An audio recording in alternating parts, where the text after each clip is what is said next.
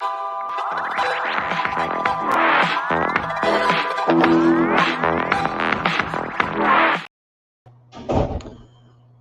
ਆਵਾਜ਼ ਰੇਡੀਓ ਦੇ visa talk time ਵਿੱਚ ਇੱਕ ਵਾਰ ਤੋਂ ਫਿਰ ਤੁਹਾਡਾ ਸਾਰਿਆਂ ਦਾ ਨਿੱਘਾ ਸਵਾਗਤ।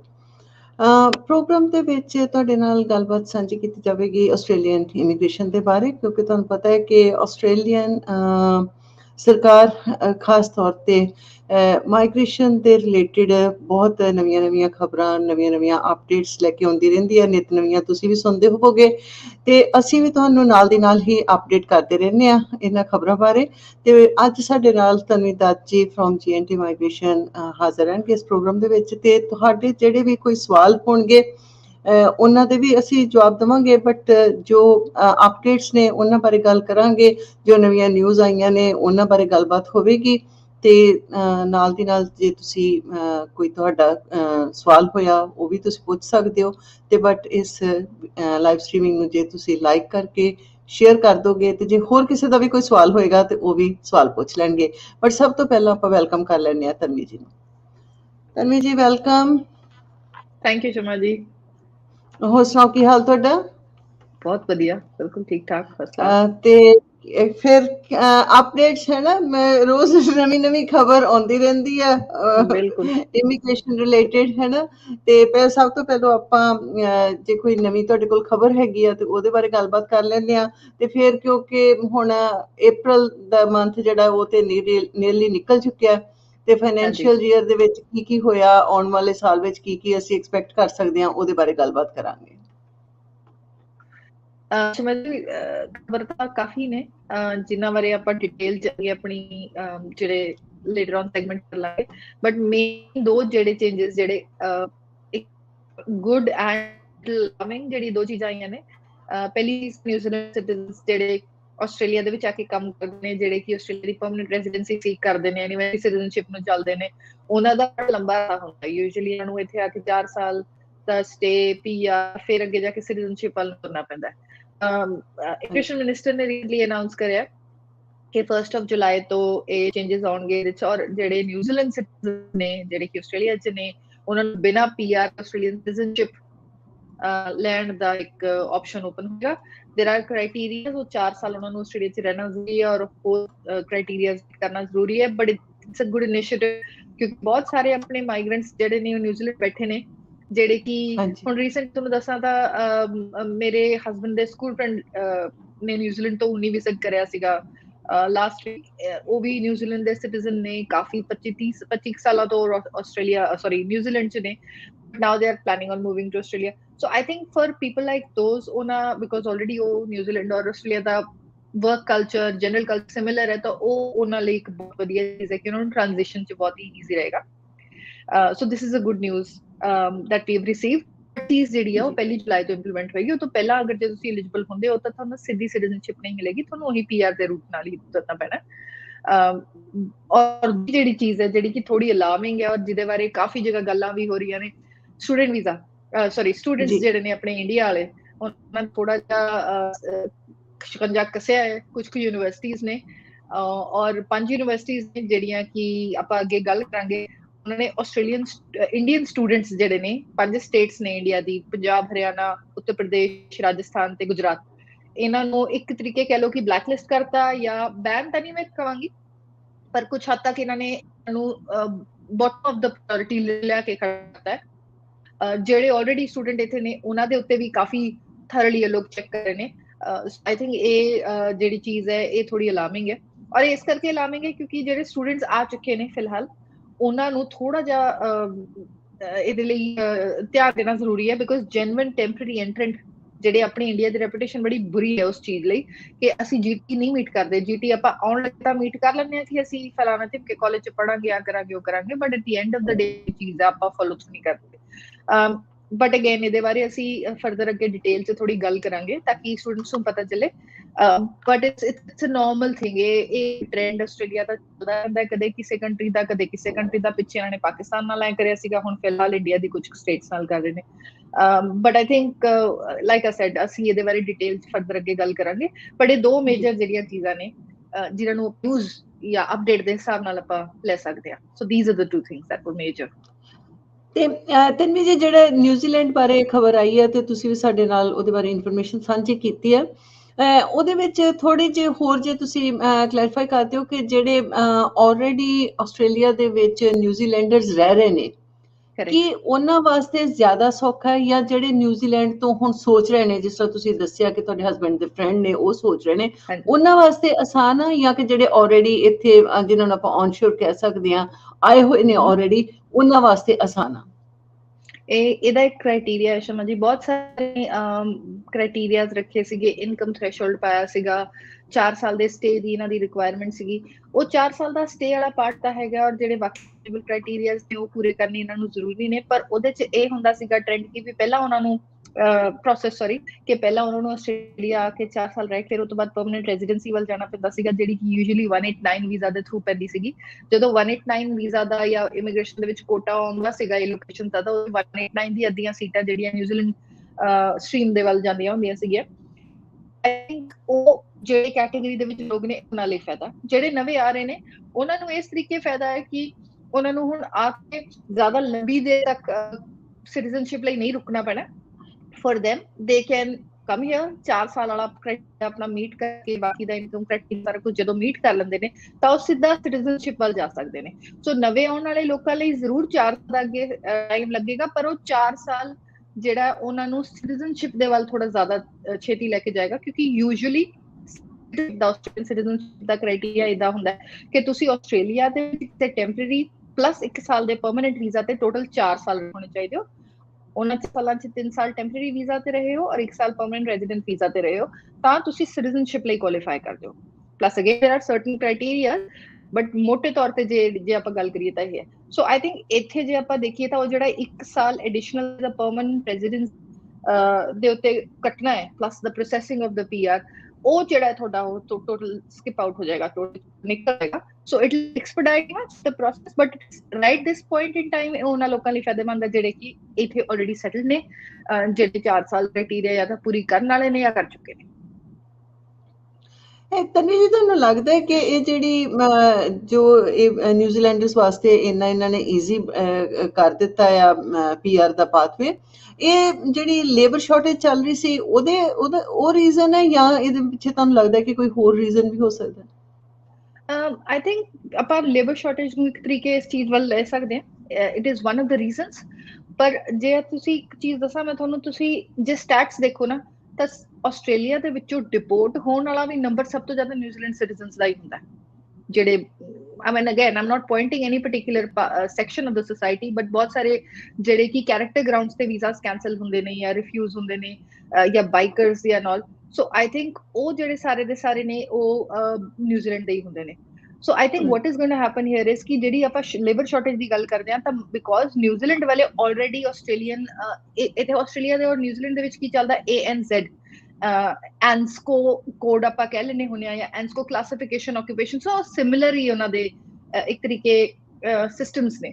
So that's the reason, one of the reasons ਇਸ ਕਿ ਉਹਨਾਂ ਨੂੰ ਇਹ ਲੱਗਦਾ ਕਿ ਇਹਨਾਂ ਨੂੰ ਆ ਕੇ ਇੱਥੇ ਬਲੈਂਡ ਹੋਣ ਚ ਜਾਂ ਸੁਸਾਇਟੀ ਦੇ ਵਿੱਚ ਜੌਬਸ ਵਧੀਆ ਲੈਣ ਸੀ, ਜਾਂ ਆਲਰੇਡੀ ਨਿਊਜ਼ੀਲੈਂਡ ਦੇ ਸਿਟੀਜ਼ਨ ਨੂੰ ਕੈਰੀ ਫਾਰਵਰਡ ਕਰਨ ਦੇ ਵਿੱਚ ਕੋਈ ਜ਼ਿਆਦਾ ਟਾਈਮ ਨਹੀਂ ਲੱਗੇਗਾ।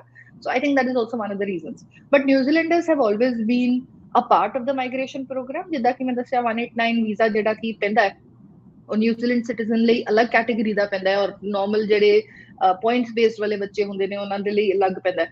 ਸੋ you can say there are different factors that have contributed, but labor shortage ਦਾ ਇੱਕ ਡੈਫੀਨਿਟਲੀ ਇੱਕ ਆਪਾਂ ਰੀਜ਼ਨ ਕਹਿ ਸਕਦੇ ਹਾਂ। ਦੂਜੀ ਚੀਜ਼ ਇੱਕ ਆਪਾਂ ਇਹ ਵੀ ਇਹਦੇ ਚ ਐਡ ਕਰ ਦਈਏ ਕਿ ਲੇਬਰ ਸ਼ਾਰਟੇਜ ਵਾਲੀ ਚੀਜ਼ ਹੈ ਉਹ ਐਟ ਅ ਟਾਈਮ ਤੱਕ ਜਿਹੜੀ ਮੋਮੈਂਟਰੀ ਗਵਰਨਮੈਂਟ ਹੈ ਉਹਨਾਂ ਦੇ ਉੱਤੇ ਡਿਸੀਜਨ ਜਿਹੜਾ ਹੈ ਉਹ ਮੈਟਰ ਕਰਦਾ। ਉਹਨਾਂ ਨੂੰ ਆਪਣੇ ਸਟੈਟਸ ਦੇ ਹੁਣ again we'll talk later in this segment, but ਆਪਣਾ ਬਜਟ ਆਲਮੋਸਟ ਤਿਆਰ ਖੜਾ ਹੈ ਨੈਕਸਟ ਈਅਰ ਦਾ, ਨੈਕਸਟ ਫਾਈਨੈਂਸ਼ੀਅਲ ਈਅਰ 9 ਮਈ ਨੂੰ ਬਜਟ ਜਿਹੜਾ ਅਨਾਉਂਸ ਹੋਣਾ ਹੈ। ਪਰ ਜਿਹੜੀ ਇਮੀਗ੍ਰੇਸ਼ਨ ਮਿਨਿਸਟਰ ਨੇ ਆਲਰੇਡੀ ਰਿਵਿਊ ਜਿਹੜਾ ਉਹਨਾਂ ਨੇ ਬਣਾ ਕੇ ਪ੍ਰੈਜ਼ੈਂਟ ਕਰਤਾ ਹੈ ਗਵਰਨਮੈਂਟ ਨੂੰ। ਇਮੀਗ੍ਰੇਸ਼ਨ ਮਿਨਿਸਟਰ ਬਜਟ ਨਹੀਂ ਬਣਾਉਂਦਾ ਜਾਂ ਉਹ ਐਲੋਕੇਸ਼ਨ ਡਿਸਾਈਡ ਨਹੀਂ ਕਰਦਾ, ਉਹ ਸਿਰਫ ਇੱਕ ਤਰੀਕੇ ਦਾ ਰਿਵਿਊ ਜਾਂ ਇੱਕ ਰਿਪੋਰਟ ਬਣਾ ਕੇ ਸਰਕਾਰ ਨੂੰ ਹੈਂਡ ਕਰ ਦਿੰਦੇ ਨੇ, ਜਿਹਦੇ ਚ ਸੁਜੈਸ਼ਨ ਹੁੰਦੇ ਨੇ ਇਹ ਚੀਜ਼ ਕਰੀਏ ਜਾ ਸਕਦੀਆਂ ਨੇ, ਫਿਰ ਉਹ ਫਾਈਨਲੀ ਗਵਰਨਮੈਂਟ ਡਿਸਾਈਡ ਕਰਦੀ ਹੈ। So I think these are the things that the government has also looked at, ਕਿ ਇਹਨਾਂ ਨੂੰ ਸਕਿਲਡ ਲੇਬਰ ਜਿਹਨੂੰ ਆਪਾਂ ਕਹਿ ਲਈਏ ਉਹ ਚਾਹੀਦੀ ਹੈ। ਸੋ that is one of the good reasons ਕਹਿ ਸਕਦੇ ਹਾਂ ਇਹਨਾਂ ਨੇ ਪ੍ਰਾਇੋਰਟੀ ਦਿੱਤੀ ਹੈ ਇਸ ਕੈਟੇਗਰੀ 'ਚ। ਤੇ ਤਨਵੀ ਜੀ, ਤੁਹਾਨੂੰ ਜਿਸ ਲੱਗਦਾ ਹੈ ਕਿ ਹੁਣ ਨਿਊਜ਼ੀਲੈਂਡ ਤੋਂ ਬਹੁਤ ਸਾਰੀ ਜਿਹੜੀ ਮਾਈਗ੍ਰੇਸ਼ਨ ਆ ਉਹ ਹੋਵੇਗੀ ਆਸਟ੍ਰੇਲੀਆ ਨੂੰ, ਤੇ ਆਸਟ੍ਰੇਲੀਆ ਨੂੰ ਐਕਚੁਅਲੀ ਨਿਊਜ਼ੀਲੈਂਡਰਸ ਨੂੰ ਵੀ ਮਾਈਗ੍ਰੇਸ਼ਨ ਦੀ ਲੋੜ ਹੁੰਦੀ ਆ, ਉਹਨਾਂ ਨੂੰ ਵੀ ਬਾਹਰੋਂ ਬੰਦੇ ਲੈਣੇ ਪੈਂਦੇ ਨੇ ਆਸਟ੍ਰੇਲੀਆ ਦੀ ਤਰ੍ਹਾਂ। ਤੇ ਤੁਹਾਨੂੰ ਲੱਗਦਾ ਹੈ ਕਿ ਹੁਣ ਨਿਊਜ਼ੀਲੈਂਡ ਦੀ ਜਿਹੜੇ ਆਪਣੇ ਸਟੂਡੈਂਟਸ ਨੇ ਜਾਂ ਹੋਰ ਸਕਿਲਡ ਵਰਕਰਸ ਨੇ, ਉਹ ਨਿਊਜ਼ੀਲੈਂਡ ਨੂੰ ਜ਼ਿਆਦਾ ਜਾਣ ਦੀ ਕੋਸ਼ਿਸ਼ ਕਰਨਗੇ, ਉੱਥੇ ਵੀਜ਼ਾ ਜਿਹੜੇ ਨੇ ਜਾਂ ਉਹਨਾਂ ਨੂੰ ਈਜ਼ੀਲੀ ਵੀਜ਼ਾਸ ਗ੍ਰਾਂਟ ਹੋਣਗੇ ਜਾਂ ਈਜ਼ੀ ਐਂਟਰੀ ਹੋ ਜਾਏਗੀ ਉਹਨਾਂ ਵਾਸਤੇ?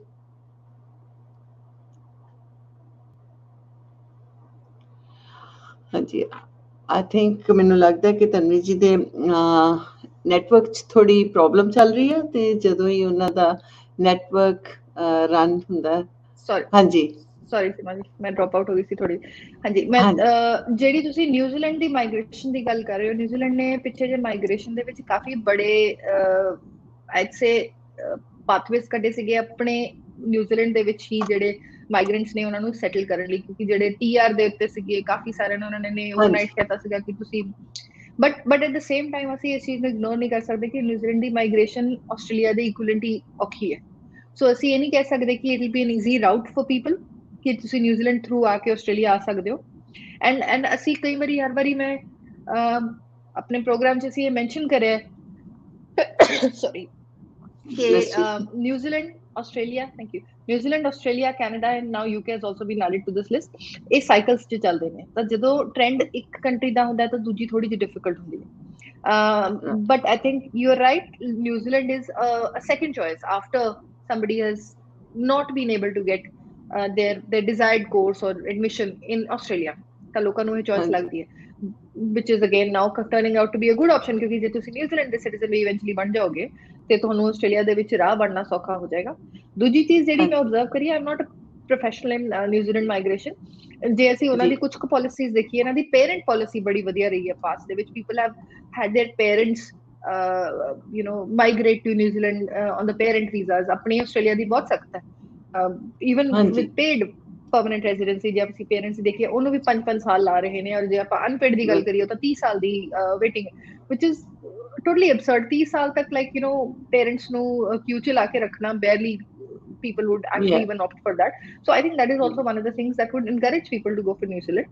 But at the end of the day, ਜੇ end goal ਉਹਨਾਂ ਦਾ ਆਸਟ੍ਰੇਲੀਆ ਆਉਣਾ ਹੈ, then they'll still have Australia as their priority, and I would say rightfully so, because ਆਪਾਂ ਇੰਨੇ ਸਾਲਾਂ ਤੋਂ ਆਸਟ੍ਰੇਲੀਆ 'ਚ ਹੈਗੇ ਆ and we know all the good things about Australia, ਜਿਹੜੀ ਕਿ with due respect ਔਰ ਨਿਊਜ਼ੀਲੈਂਡ ਦੇ ਵਿੱਚ ਲਿਮਿਟਡ opportunity wise ਜੇ ਆਪਾਂ ਗੱਲ ਕਰੀਏ ਉਹ ਉੱਥੇ ਲਿਮਿਟ ਹੋ ਜਾਂਦੀ ਹੈ। So I think Australia would still be the first priority for a lot of people for that matter। ਹਾਂਜੀ, ਪਰ ਇਹ ਬਹੁਤ ਸਾਲਾਂ ਤੱਕ ਨਿਊਜ਼ੀਲੈਂਡ ਜਿਹੜਾ ਹੈ ਉਹ ਆਸਟ੍ਰੇਲੀਆ ਵਾਸਤੇ ਇੱਕ ਤਰ੍ਹਾਂ, ਜਿਸ ਤਰ੍ਹਾਂ ਕਹਿੰਦੇ ਹੁੰਦੇ ਕਿ ਬੇਸ ਕੈਂਪ ਰਿਹਾ ਹੈ ਨਾ, ਕਿ ਤੁਸੀਂ ਮਾਊਂਟ ਐਵਰੈਸਟ ਤੇ ਜਾਣਾ ਤੇ ਪਹਿਲੇ ਤੁਹਾਨੂੰ ਬੇਸ ਕੈਂਪ ਲਾਉਣਾ ਪੈਂਦਾ, ਉਹਦੇ ਵਿੱਚ ਹੁਣ ਪਹਿਲੇ ਨਿਊਜ਼ੀਲੈਂਡ ਚਲੇ ਜਾਓ ਤੇ ਫਿਰ ਆਸਟ੍ਰੇਲੀਆ ਮੂਵ ਹੋ ਜਾਓ। ਚਲੋ ਅੱਛੀ ਗੱਲ ਹੈ ਜੇ ਇਸ ਤਰ੍ਹਾਂ ਵੀ ਕਿਸੇ ਨੂੰ ਪਾਥਵੇ ਬਣਦਾ ਤੇ ਵਧੀਆ ਗੱਲ ਹੈ। ਤੇ ਅਸੀਂ ਅੱਗੇ ਆਪਣੇ ਟੌਪਿਕ ਵੱਲ ਵਧਾਂਗੇ, ਪਰ ਉਸ ਤੋਂ ਪਹਿਲਾਂ ਹਰਪ੍ਰੀਤ ਜੀ ਨੇ ਸਾਨੂੰ ਜੁਆਇਨ ਕੀਤਾ ਹੋਇਆ। ਉਹ ਕਹਿੰਦੇ ਕਿ what's chance of ICT security specialist in New South Wales with 90 points and for 189 85 points, and what's next 189 round, and what seats are left in 190 for New South Wales?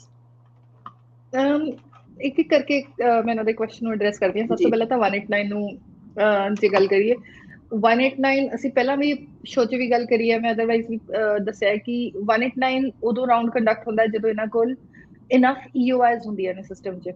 ਜਦੋਂ ਦਸੰਬਰ 'ਚ ਉਹਨਾਂ ਨੇ 189 ਦਾ ਰਾਊਂਡ ਕੰਡਕਟ ਕਰਿਆ ਸੀਗਾ, they had given out a lot of invitation. 35,000 is one of the bigger numbers ਜਿਹੜੇ ਕਿ ਅਸੀਂ ਪਾਸ ਤੋਂ ਜੇ ਕਹੀਏ ਰੀਸੈਂਟ ਪਾਸ 'ਚ ਆਪਾਂ ਦੇਖੇ ਨੇ। But at the end of the day ਬਹੁਤ ਸਾਰੇ ਜਦੋਂ ਉਹਦੇ 'ਚ ਇਨਵੀਟੇਸ਼ਨ ਵੀਜ਼ਾ ਐਪਲੀਕੇਸ਼ਨ 'ਚ ਕਨਵਰਟ ਨਹੀਂ ਹੁੰਦੇ ਤਾਂ ਇਹਨਾਂ ਨੂੰ ਇਹ ਲੱਗਦਾ ਹੈ ਕਿ they were fake EOIs at there. So at the moment immigration ਜਿਹੜੀ ਹੈ ਉਸ ਇੱਕ ਪੁਆਇੰਟ ਤੇ ਆ ਰਹੀ ਹੈ ਜਿੱਥੇ ਇਹਨਾਂ ਨੂੰ ਲੱਗ ਰਿਹਾ ਕਿ ਲੋਕਾਂ ਨੇ ਇਨਫ ਜੈਨੂਇਨ EOIs ਪਾਈਆਂ ਹੋਈਆਂ ਨੇ, ਜਾਂ EOIs ਇਹ ਜਿਹੀਆਂ ਪਾਈਆਂ ਹੋਈਆਂ ਨੇ ਜਿਹਦੇ 'ਚ ਉਹਨਾਂ ਦੇ ਕੋਲ everything is up to mark, ਜਿੱਦਾਂ ਸਕਿੱਲ ਅਸੈਸਮੈਂਟ ਪੁਆਇੰਟਸ ਜਿਹੜੀ ਚੀਜ਼ ਦੇ ਕਲੇਮ ਕਰੇ ਹੋਏ ਨੇ। ਸੋ ਉਹ ਚੀਜ਼ ਕਰਕੇ ਹਾਲੇ 189 ਦਾ ਰਾਊਂਡ ਸ਼ਾਇਦ ਰੁਕਿਆ ਹੋਇਆ। By the looks of it, there is a chance ਕਿ ਇੱਕ ਹੋਰ ਸ਼ਾਇਦ 189 ਦਾ ਰਾਊਂਡ ਹੋਵੇ। And if we look at the trends, ਜੇ ਹਾਲੇ ਤੱਕ ਨਹੀਂ ਹੋਇਆ ਫਿਰ ਦਾ ਚਾਂਸ ਹੈ ਕਿ ਜੂਨ 'ਚ ਹੋਏਗਾ। So I am very hopeful and I'm very positive ਕਿ 189 ਦਾ ਇੱਕ ਰਾਊਂਡ ਜੂਨ ਦੇ ਵਿੱਚ ਹੋਣਾ ਜ਼ਰੂਰੀ ਹੈ। But on the other note जिसी न्यू साउथ वेल्स की गल करिए, न्यू साउथ वेल्स दे कोल काफी बड़ा नंबर गया सीगा। रीसेंटली साडा सारे स्टेट्स दे नाल एक सेमिनार होया सी जिदे च every state came and give their side of the story कि ਅਸੀਂ ਇਹ ਕਰਿਆ ਹੈ ਜਾਂ ਇਹ ਸੋਚ ਰਹੇ ਹਾਂ, things like that. New South Wales ਨੇ ਇੱਕ ਚੀਜ਼ ਕਹੀ ਸੀਗੀ ਕਿ 491 ਜਿਹੜਾ ਵੀਜ਼ਾ ਹੈ ਉਹਦੇ ਘੱਟ ਰਾਉਂਡ ਹੋਣਗੇ ਔਰ 190 ਤੇ ਜ਼ਿਆਦਾ ਰਾਉਂਡਸ ਹੋਣਗੇ। ਜੇ ਆਪਾਂ ਉਸ ਹਿਸਾਬ ਨਾਲ ਇਹਨਾਂ ਦੇ ਨੰਬਰਸ ਨੂੰ ਚੈੱਕ ਕਰੀਏ, ਜਿਹੜਾ ਰੀਸੈਂਟਲੀ ਇਮੀਗ੍ਰੇਸ਼ਨ ਨੇ ਅਪਡੇਟ ਕਰਿਆ, ਨਿਊ ਸਾਊਥ ਵੇਲਸ ਦਾ 190 ਜਿਹੜਾ ਉਹਦਾ ਨੰਬਰ ਆਲਮੋਸਟ ਠੀਕ ਜਾ ਰਿਹਾ, ਪਰ 491 ਦੇ ਜਿਨ੍ਹਾਂ ਨੇ ਐਲੋਕੇਸ਼ਨ ਜਿਹੜੇ ਇਹਨਾਂ ਨੂੰ ਮਿਲੇ ਸੀਗੇ ਉਹ ਬਹੁਤ ਘੱਟ 1/3 ਦੇ ਰਾਉਂਡ ਹੀ ਹਲੇ ਤੱਕ ਯੂਜ਼ ਹੋਏ ਨੇ। तो देयर इज अ पॉसिबिलिटी कि शायद ये लोग 190 वाल ਉਹਦਾ ਨੰਬਰ ਨੂੰ ਸ਼ਿਫਟ ਕਰ ਦੇਣ, ਜਿਹੜਾ ਕਿ ਕਈ ਸਟੇਟਸ ਨੇ ਕਰਿਆ, ਜਿੱਦਾਂ ਕੁਈਨਜ਼ਲੈਂਡ ਵੱਲੋਂ ਇੱਕ ਖਬਰ ਆਈ ਹੈ, ਤਸਮਾਨੀਆ ਵੱਲੋਂ ਇੱਕ ਖਬਰ ਆਈ, ਤਸਮਾਨੀਆ ਵੱਲੋਂ ਨਿਊਜ਼ ਆਈ ਹੈ। So I think in that note ਜੇ ਅਸੀਂ ਗੱਲ ਕਰਦੇ ਆ ਤਾਂ 190 with that score is very likely, but at the same time ਤੁਹਾਡੀ 189 ਦੀ ਵੀ ਪੋਸਿਬਿਲਿਟੀ ਵਿਦ 85 ਪੁਆਇੰਟਸ ਅੱਛੀ ਖਾਸੀ ਹੈ, ਸਟਰੋਂਗ ਹੈ। ਸੋ ਆਈ ਥਿੰਕ ਜੇ ਆਪਾਂ ਐਕਸਪੈਕਟ ਕਰੀਏ ਤਾਂ ਇਸ ਫਾਈਨੈਂਸ਼ੀਅਲ ਈਅਰ ਦੇ ਵਿੱਚ ਯੂ ਹੈਵ ਅ ਚਾਂਸ। ਜੀ ਹਾਂਜੀ, ਸੁਹੇਲ ਜੀ ਸਾਡੇ ਵੱਲੋਂ ਵੀ ਸਲਾਮ ਤੇ ਸਤਿ ਸ਼੍ਰੀ ਅਕਾਲ ਤੁਹਾਨੂੰ ਵੀ। ਤੇ ਭਵੇਸ਼ ਪਟੇਲ ਜੀ ਪੁੱਛ ਰਹੇ ਨੇ ਕਿ 190 ਵੀਜ਼ਾ 2019 ਸਟਿਲ ਵੇਟਿੰਗ। ਵਾਓ, 2019 ਤੋਂ ਜੇ ਤੁਸੀਂ ਵੇਟ ਕਰਿਓ ਭਵੇਸ਼, ਆਈ ਥਿੰਕ ਤੁਹਾਨੂੰ ਇਹ ਚੈੱਕ ਕਰਨਾ ਚਾਹੀਦਾ ਫਸਟ ਆਫ ਕਿ ਤੁਹਾਡੀ ਫਾਈਲ ਡਿਸੀਜਨ ਰੈਡੀ ਹੈ ਕਿ ਨਹੀਂ ਹੈ। ਦੂਜੀ ਚੀਜ਼, ਤੁਹਾਨੂੰ ਡੈਫੀਨਿਟਲੀ ਇਮੀਗ੍ਰੇਸ਼ਨ ਨੂੰ ਕੰਟੈਕਟ ਕਰਨਾ ਚਾਹੀਦਾ। ਅਸੀਂ ਕਈ ਵਾਰੀ ਆਪਣੇ ਪਲੇਟਫਾਰਮ ਥਰੂ ਦੱਸਿਆ ਹੈ ਕਿ ਇਮੀਗ੍ਰੇਸ਼ਨ ਦੇ ਵਿੱਚ ਇੱਕ ਕੰਪਲੇਂਟਸ ਪੋਰਟਲ ਹੁੰਦਾ ਹੈ ਜਿਹਦੇ 'ਚ ਜਾ ਕੇ ਤੁਸੀਂ ਰਿਕੁਐਸਟ ਕਰ ਸਕਦੇ ਹੋ, ਬਿਕੋਜ਼ ਜੇ ਤੁਹਾਡੀ ਪ੍ਰੋਸੈਸਿੰਗ ਦੇ ਬਿਯੋਂਡ ਚਲੀ ਜਾਂਦੀ ਹੈ ਫਾਈਲ ਜਿਹੜੀ ਕਿ ਤੁਹਾਡੀ ਕਲੀਅਰਲੀ ਜਾ ਚੁੱਕੀ ਹੈ, ਕਿਉਂਕਿ ਜੇ ਅੱਜ ਦੀ ਘੜੀ 'ਚ ਅਸੀਂ ਦੇਖੀਏ 36 ਮਹੀਨੇ ਇਹਨਾਂ ਨੇ ਇੱਕ ਪ੍ਰੋਸੈਸਿੰਗ ਟਾਈਮ ਦਾ ਰੱਖਿਆ। So you have all the reasons to contact them, ਤੁਸੀਂ ਉਹਨਾਂ ਨੂੰ ਕੰਟੈਕਟ ਕਰੋ and then ask them what is the reason for the delay. I don't know why they've taken too long. I mean, ਮੈਂ recent like ਹੁਣ ਜੇ ਆਪਾਂ ਗੱਲ ਕਰੀਏ ਤਾਂ recently ਤਾਂ ਮੈਂ mostly ਪੁਰਾਣੇ ਕਾਫੀ cases covered ਹੁੰਦੇ ਦੇਖੇ ਨੇ। So you need to contact the immigration for an update for this matter. ਜੀ, ਤੇ ਕਾਫੀ ਲੰਬਾ ਸਮਾਂ ਹੋ ਗਿਆ।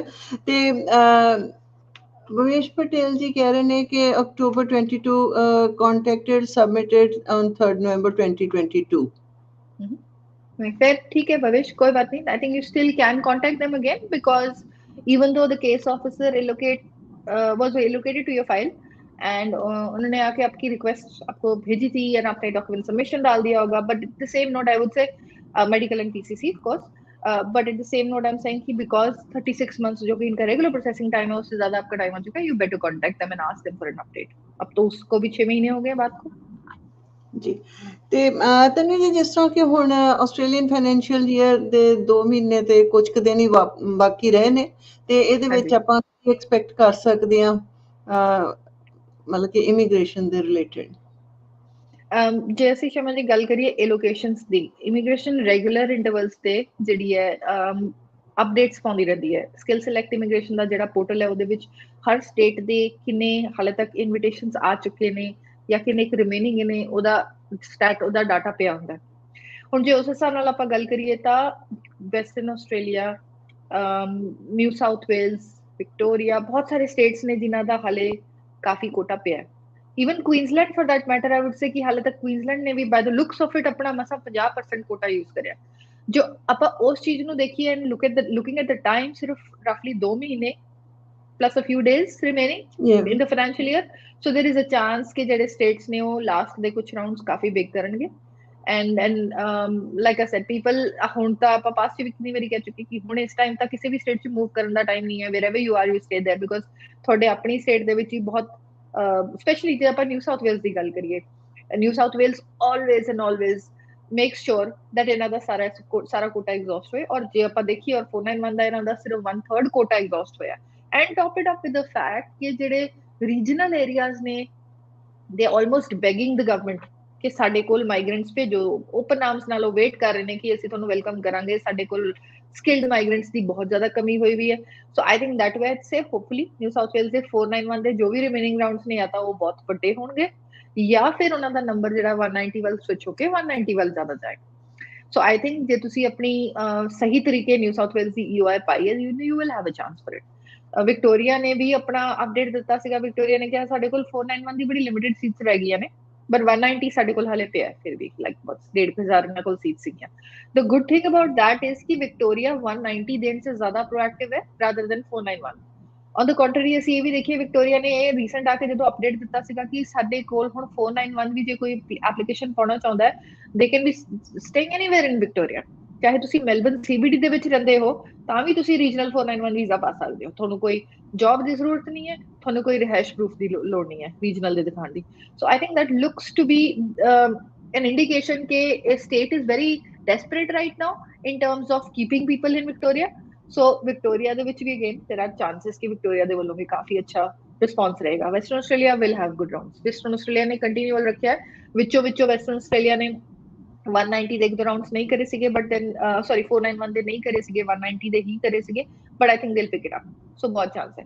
The only states that I am worried about is I would say south Australia ਸਭ ਤੋਂ ਜ਼ਿਆਦਾ, ਕਿਉਂਕਿ ਜਿਹੜੇ ਬੱਚੇ ਸਾਊਥ ਆਸਟ੍ਰੇਲੀਆ 'ਚ ਰਾਈਟ ਨਾਓ ਬੈਠੇ ਨੇ ਔਰ ਜਿਨ੍ਹਾਂ ਨੇ ਹਾਲੇ ਤੱਕ ਫਾਈਲਾਂ ਨਹੀਂ ਪਾਈਆਂ, ਸਾਊਥ ਆਸਟ੍ਰੇਲੀਆ ਨੇ ਆਪਣੀ ਕਾਫੀ ਹੱਦ ਤੱਕ ਜਿਹੜਾ ਕੋਟਾ ਐਗਜ਼ੌਸਟ ਕਰਤਾ, ਡਿਪਲੀਟ ਕਰਤੀਆਂ ਉਹਨਾਂ ਨੇ, ਆਪਣੀ ਸੀਟਸ ਖਤਮ ਹੋਣ ਵਾਲੀਆਂ ਨੇ and there is a chance ਕਿ ਮੇ ਦੇ ਵਿੱਚ ਸ਼ਾਇਦ ਸਾਊਥ ਆਸਟ੍ਰੇਲੀਆ ਬੰਦ ਵੀ ਹੋ ਜਾਏ। Don't quote me on that, this is just my observation looking at the numbers that they had. So I think ਜੇ ਤੁਸੀਂ ਤੱਕ ਨਹੀਂ ਲੱਗੇ ਹੋ then make sure ਕਿ ਤੁਸੀਂ ਫਾਈਲ ਨੂੰ ਡਿਸੀਜਨ ਰੈਡੀ ਪਾਓ, ਬਿਕੋਜ਼ ਜੇ ਕੇਸ ਅਫਸਰ ਵਾਪਸ ਆ ਕੇ ਤੁਹਾਡੇ ਤੋਂ ਐਕਸਟਰਾ ਪੇਪਰ ਵਰਕ ਮੰਗੇਗਾ, ਉਹਨਾਂ ਨੂੰ ਦੂਜੇ ਪਾਸੇ ਸੀਟ ਫਿਲ ਹੋ ਗਈਆਂ ਤਾਂ then again you lose a chance. But otherwise ਅਸੀਂ ਦੇਖੀਏ ਤਾਂ ਨਾਰਦਰਨ ਟੈਰੀਟਰੀ ਜਾਂ ਬਹੁਤ ਸਾਰੇ ਸਟੇਟਸ ਨੇ ਸ਼ਰਮਾ ਜੀ ਆਫਸ਼ੋਰ ਦੇ ਐਪਲੀਕੈਂਟਸ ਨੂੰ ਬਹੁਤ ਜ਼ਿਆਦਾ ਤਵੱਜੋ, very important, they've given a lot of importance to offshore applicants, which is a good indication on the fact ਕਿ ਹੁਣ ਸਿਰਫ ਤੁਸੀਂ ਆਸਟ੍ਰੇਲੀਆ 'ਚ ਬੈਠੇ PR ਨਹੀਂ ਲੈ ਸਕਦੇ। And in fact I always say that, so ਮੈਂ ਕਹਿ ਕੇ ਥੱਕ ਚੁੱਕੀ ਹਾਂ ਇਸ ਟਾਈਮ ਕਿ ਜਦੋਂ ਤੁਸੀਂ ਇੱਕ ਸਟੂਡੈਂਟ ਵੀਜ਼ਾ ਲਵਾਉਣ ਲਈ ਆਪਣੀ ਕੰਟਰੀ 'ਚ ਜਾਂਦੇ ਹੋ ਜਾਂ ਆਪਣਾ ਵਿਜ਼ਟਰ ਵੀਜ਼ਾ ਲਵਾਉਣ ਲਈ ਏਜੰਟ ਕੋਲ ਜਾਂਦੇ ਹੋ ਵਿਦ ਥਾਟ ਕਿ ਸ਼ਾਇਦ ਅਸੀਂ ਆਸਟ੍ਰੇਲੀਆ ਜਾ ਕੇ ਉਹਨੂੰ ਚੇਂਜ ਕਰਕੇ ਸਟੂਡੈਂਟ ਵੀਜ਼ਾ ਪਾ ਲਈਏ, ਆਲਵੇਜ਼ ਮੇਕ ਸ਼ੋਰ ਕਿ ਤੁਸੀਂ ਆਪਣੀ ਪ੍ਰੋਫਾਈਲ ਪਹਿਲਾਂ ਕਿਸੇ ਰਜਿਸਟਰਡ ਏਜੰਟ ਤੋਂ ਅਸੈਸ ਕਰਵਾ ਲਓ, ਕਿਉਂਕਿ ਬਹੁਤ ਸਾਰੇ ਬੱਚੇ ਇਹ ਜਿਹੇ ਹੁੰਦੇ ਨੇ, ਸਪੈਸ਼ਲੀ ਮੈਂ ਜੇ ਇੰਜੀਨੀਅਰਸ ਦੀ ਔਰ ਬਹੁਤ ਸਾਰੇ IT ਗ੍ਰੈਜੂਏਟਸ ਦੀ ਗੱਲ ਕਰਾਂ ਅੱਜ ਦੀ ਤਰੀਕ 'ਚ, ਇੰਨੇ ਜ਼ਿਆਦਾ ਇਸ ਟਾਈਮ ਇਹਨਾਂ ਦੇ ਇਨਵੀਟੇਸ਼ਨਸ ਓਵਰਸੀਜ਼ ਤੋਂ ਆ ਰਹੇ ਨੇ ਕਿ देयर आर केसेस वेयर ਮੇਰੇ ਕੋਲ ਕਲਾਇੰਟਸ ਨੇ ਜਿਹੜੇ ਕਿ husbands are here, studied here, ਪੂਰਾ 2-2.5 ਸਾਲ 3 ਸਾਲ ਲਾ ਕੇ ਪੜ੍ਹ ਕੇ TR ਲੈ ਕੇ ਉਹ ਸਟਰਗਲ ਕਰ ਰਹੇ ਸੀਗੇ, ਉਧਰੋਂ ਵਿਆਹ ਹੋਇਆ, ਵਾਈਫ ਆਲਰੇਡੀ ਇੰਜੀਨੀਅਰ ਸੀਗੇ ਜਾਂ IT ਗ੍ਰੈਜੂਏਟ ਸੀਗੇ, ਉਹਨਾਂ ਦਾ ਪਹਿਲਾ ਇਨਵੀਟੇਸ਼ਨ ਆ ਗਿਆ ਇੰਡੀਆ ਜਾਂ ਪਾਕਿਸਤਾਨ ਬੈਠੇ। So this is also one thing that is going to be a trend ਕਿ ਆਫਸ਼ੋਰ ਤੋਂ ਜਿਹੜਾ ਆਪਾਂ ਗੱਲ ਕਰੀਏ ਆ ਰਿਮੇਨਿੰਗ ਫਾਈਨੈਂਸ਼ੀਅਲ ਈਅਰ ਦੇ ਵਿੱਚ ਬਹੁਤ ਸਾਰੇ ਲੋਕਾਂ ਨੂੰ ਇਨਵੀਟੇਸ਼ਨ ਆਉਣ ਦੀ ਬਹੁਤ ਉਮੀਦ ਹੈ। ਸੋ ਦੇ ਨੀਡ ਟੂ ਮੇਕ ਸ਼ੋਰ ਕਿ ਉਹ ਸਹੀ ਤਰੀਕੇ ਆਪਣਾ ਪ੍ਰੋਫਾਈਲ ਅਸੈਸ ਕਰਵਾਉਣ ਔਰ UI ਪਾ ਕੇ ਉਹਨੂੰ ਕਿਊ 'ਚ ਰਾਈਟਫੁਲੀ ਲੱਗੇ ਰਹਿਣ ਕਰੈਕਟਲੀ। ਅਦਰ ਦੈਨ ਦੈਟ ਜੇ ਅਸੀਂ ਗੱਲ ਕਰਦੇ ਹਾਂ ਤਾਂ ਸਟੂਡੈਂਟ ਵੀਜ਼ਾਸ ਔਰ ਬਹੁਤ ਸਾਰੇ ਤਾਂ ਨਾਰਮਲ ਜਿਹੜਾ ਹਲੇ ਫਿਲਹਾਲ ਚੱਲ ਰਿਹਾ ਉਹ ਔਨਸ਼ੋਰ ਦਾ ਹੀ ਰਹੇਗਾ। ਆਫਸ਼ੋਰ ਤੋਂ ਅੱਜ ਦੀ ਘੜੀ ਦੇ ਵਿੱਚ ਬਹੁਤ ਹੀ ਸਿਲੈਕਟਡ ਜਿਹੜੇ ਟੈਂਪਰੇਰੀ ਵੀਜ਼ਾਸ ਨੇ ਉਹ ਲੱਗ ਰਹੇ ਨੇ ਐਂਡ ਆਈ ਵੁੱਡ ਸੇ ਕਿ ਕਾਲੀ 'ਚ ਆ ਕੇ ਜਾਂ ਜਲਦਬਾਜ਼ੀ 'ਚ ਆ ਕੇ ਤੁਸੀਂ ਇਹ ਨਾ ਕਰੋ ਕਿ ਵੀ ਫਲਾਣਾ ਏਜੰਟ ਕਹਿੰਦਾ ਵੀ ਇੰਨੇ ਲੱਖ ਫੜਾ ਦੇ, ਤੇਰਾ ਸ਼ੋਰ ਸ਼ਾਟ ਪੱਕੀ ਗੱਲ ਹੈ ਮੈਂ ਤੇਰਾ ਵੀਜ਼ਾ ਲਵਾ ਕੇ ਦਊਂਗਾ, ਜਿਹੜੀ ਕਿ ਆਈ ਥਿੰਕ ਤੁਸੀਂ ਵੀ ਸ਼ਾਇਦ ਸੁਣੀ ਹੋਣੀ ਹੈ, ਮੈਂ ਰੂਟੀਨ 'ਚ ਇਹ ਗੱਲ ਸੁਣਦੀ ਹੈ ਜਦੋਂ ਆਪਾਂ ਇੰਡੀਆ ਕਾਲ ਕਰਦੇ ਹਾਂ ਐਪਲੀਕੈਂਟਸ ਨਾਲ ਗੱਲ ਕਰਦੇ ਹਾਂ, ਇਟਸ ਆਲ ਹੋਕਸ। ਮੈਂ ਬਿਲਕੁਲ ਪੁਆਇੰਟ ਬਲੈਂਕ ਇਹ ਚੀਜ਼ ਨੂੰ ਸਿੱਧਾ ਕਹੂੰਗੀ, they cannot guarantee you a visa। ਇਸ ਟਾਈਮ ਇਮੀਗ੍ਰੇਸ਼ਨ ਡਾਊਨ ਟ੍ਰੈਂਡ 'ਚ ਚੱਲ ਰਹੀ ਹੈ, ਵਿਜ਼ਟਰ ਵੀਜ਼ਾਸ ਬਹੁਤ ਸਾਰੇ ਪੇਰੈਂਟਸ ਦੇ ਤੱਕ ਰਿਫਿਊਜ਼ ਹੋ ਰਹੇ ਨੇ ਔਰ ਇੰਡੀਆ ਵਰਗੀ ਕੰਟਰੀ ਤੋਂ ਪੇਰੈਂਟਸ ਦੇ ਵੀਜ਼ਾਸ ਰਿਫਿਊਜ਼ ਹੋ ਰਹੇ ਨੇ ਜਿਹਦੇ 'ਚ ਉਹਨਾਂ ਨੂੰ ਇਹਨਾਂ ਰੀਜ਼ਨ ਨਹੀਂ ਹੈ।